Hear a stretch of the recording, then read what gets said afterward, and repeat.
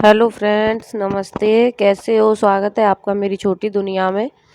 तो ये जो वीडियो आप देख रहे हैं ये काफ़ी पुराना है, लगभग 2-3 महीने पुराना होगा। जब हमने हरी खाद के लिए खेत में मूंग को बोया था तो उसमें फलियां भी आ गई थी। तो वो फलियां हमने सोचा कि कुछ दाल हो जाएगी घर में, तो इसलिए हमने कुछ फलियों को उसमें से तोड़ लिया था। तो उसी की मैं अब ये फलियां सूख के हो गई हैं तैयार, जिनको मैं अब पीट पीट के ये तोड़ दूंगी फलियों को, और इसमें से निकल आएगी मूंग। तो इनको सुखाने के बाद मैंने इसको रख दिया था ऐसे की ऐसे ही। कुछ तो टाइम भी नहीं मिला था, तो अब मुझे टाइम मिला है तो मैंने सोचा इसकी कुछ दाल भी नहीं थी घर में, तो सोचा इसको साफ़ कर लेती हूँ। घर की दाल हो जाएगी तो सही रहेगा। और बाज़ार से भी हम जब दाल लेके आते हैं तो उसमें कोई अलग ही अंतर होता है उसमें और घर घर वाली जो दाल होती है उसमें। तो आप कभी देखना भी एक बार बना के, तो उसमें अलग ही अंतर होता है दोनों में।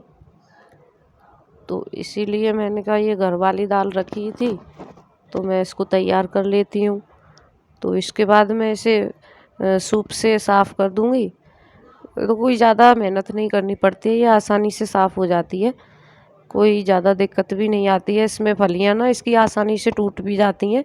बस 2-3 हल्के-हल्के हाथ से ही इसमें डंडे मारो तो ये अलग-अलग हो जाती है। सूखी हुई तो होती है ये बिल्कुल, तो उसमें ज़रा सा भी हाथ लगाते हैं, ज़रा सा भी डंडा मारते हैं तो वो साफ़ हो जाती है। उसके बाद ये सूप से हो गई बिल्कुल एकदम साफ़। तो केवल दाल रह गई है और इसके छिलका जो थे वो निकल के हो गए हैं बाहर। तो इसके बाद इस साथ ही साथ मैंने सोचा इसके साथ ही चने भी रखे थे मेरे पास, तो मैंने कहा दाल बनाऊंगी तो चने को भी मैं चने की दाल भी बना लूँगी, और आधे चने की दाल बन जाएगी तो आधे की बेसन बनवा लूँगी। वैसे ज़्यादातर मैं घर में ही तैयार करती हूँ, दाल हो, बेसन हो, और मसाले भी कभी सोच रही हूँ कभी डालूँगी, आपको भी शेयर करूँगी मैं वीडियो के कैसे मैं मसाले घर पे तैयार करती हूँ। तो यहाँ मैंने अपनी कॉलोनी की ही कुछ बहनों को बुलाया था। मुझे ये चलानी नहीं आती थी। इसे क्या कहते हैं, छोटी वाली चाकी, या कहीं कहीं इसे दतरा भी कहते हैं, कहीं कहीं इसे चकुला भी कहते हैं। तो मुझे नहीं पता आप लोग क्या कहते हो इसको।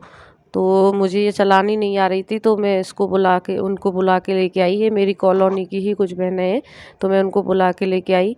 तो ये मुझे बता रही हैं कि इसको कैसे चलाना है, कैसे इसमें दाल डलेगी तो कैसे निकलेगी। मुझे इसको बिल्कुल भी चलाना नहीं आता था।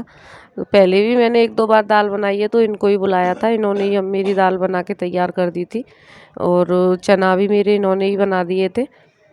तो ये बना रही हैं दाल और मुझे बता भी रही हैं, सिखा भी रही हैं कि कैसे करनी है ये।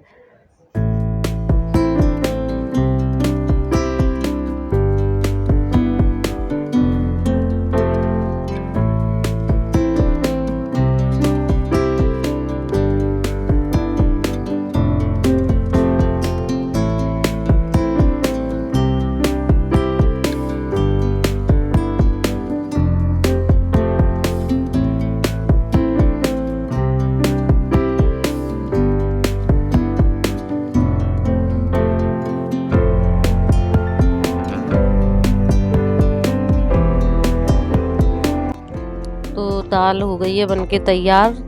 ये देखिए कितनी अच्छी लग रही है ये। और अब मैं इसमें लगा दूंगी मोयन। तो उसके लिए मैंने 1 चम्मच इसमें हल्दी डाली है, और करीब 2 चम्मच में डालूंगी इसमें तेल।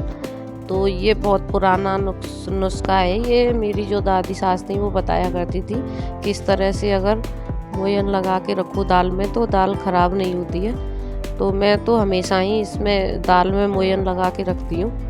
तो इसके बाद मैंने इसमें हल्दी और तेल डाल के इसको अच्छे से मिला लिया है, और उसके बाद मैं इसको रख दूँगी डब्बे में बंद करके। तो देखिए ये कितनी अच्छी लग रही है। मोयन के बाद ये बहुत सुंदर लगती है, अच्छी भी हो जाती है। हल्का हल्का पीलापन सा आ जाता है इसमें हल्दी की वजह से। और हल्दी में तो वैसे भी एंटीबायोटिक होती है, कीड़ों से दूर रखती है हल्दी, तो इसीलिए इसमें हल्दी और तेल डालते हैं। तो ये देखो कितनी अच्छी लग रही है ये।